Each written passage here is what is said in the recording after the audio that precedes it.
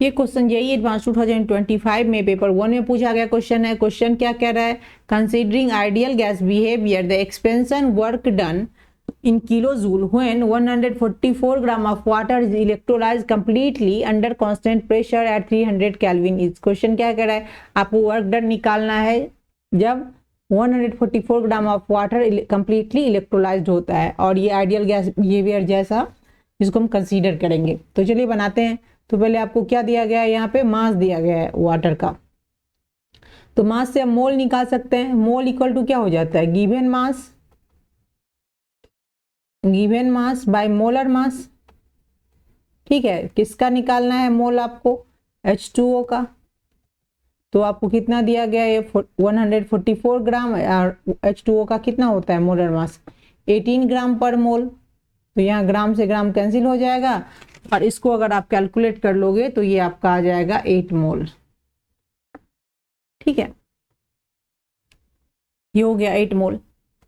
अब आपको क्या करना है, ये वाटर का लिख लेते हैं, कंप्लीटली इलेक्ट्रोलाइज होता है तो वाटर ऐसे होगा, 2H2O से आपको 2H2 बनता है और प्लस O2, ये बैलेंस रिएक्शन हो गया। तो हम क्या देख रहे हैं, ये 2 मोल है, और कितना, ये आपका गैस है और ये भी गैस है, और ये आपका लिक्विड है। तो 2 मोल से कितना मोल गैस बन रहा है, 3 मोल टोटल, क्योंकि ये आपका 2 मोल है, ये 1 मोल, तो क्या हो गया, 3 मोल हो गया। तो आपके पास कितना है, 8 मोल। तो 8 मोल H2O कितना गैस देगा, ये देगा 3/2 × 8, तो ये आपका आ जाएगा 12 मोल। तो 8 मोल H2O से आपका 12 मोल गैस बनेगा। ओके, अब आपको क्या करना है, यहाँ आइडियल गैस सबसे पहले क्या कर लेते हैं, 12 मोल है तो चेंज इन डेल एन निकाल लेते हैं। डेल एन क्या होता है, प्रोडक्ट, गैस का जो प्रोडक्ट का साइड होगा माइनस रिएक्टेंट का साइड। तो प्रोडक्ट का साइड कितना मोल है, 12 मोल, और रिएक्टेंट की साइड तो कोई गैस है ही नहीं, है ना। चेंज इन मोल निकाल लेते हैं तो ये 0 हो गया, तो आपका ये क्या आ गया, 12 मोल। और आपको निकालना क्या है, W, है ना। द चेंज, आपको ये निकालना है work done by expanding gas at constant pressure. तो W इक्वल टू क्या हो जाएगा, -P, और ये आपका हो जाएगा डेल V। इसको इक्वेशन 1 मान लेते हैं, और डेल V का वैल्यू हम कहाँ से लाएंगे, PV इक्वल टू nRT से।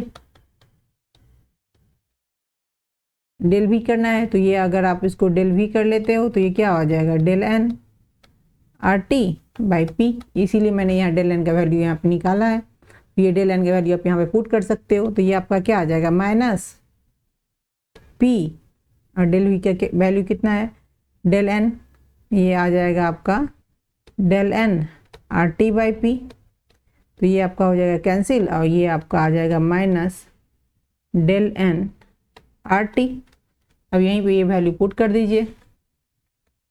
तो डेल n क्या है, -12 इंटू R का वैल्यू आपको दिया गया है यहाँ पे 8.3 जूल पर केल्विन, और T आपको दिया गया है 300 केल्विन।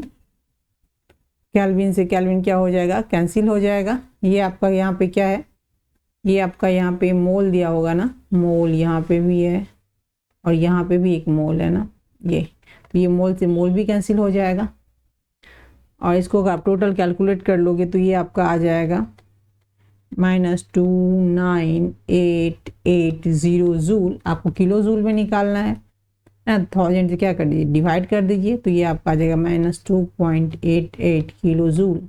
तो ये आपका आंसर हो गया, -29.88 kilo joule. This is answer. Thanks for watching.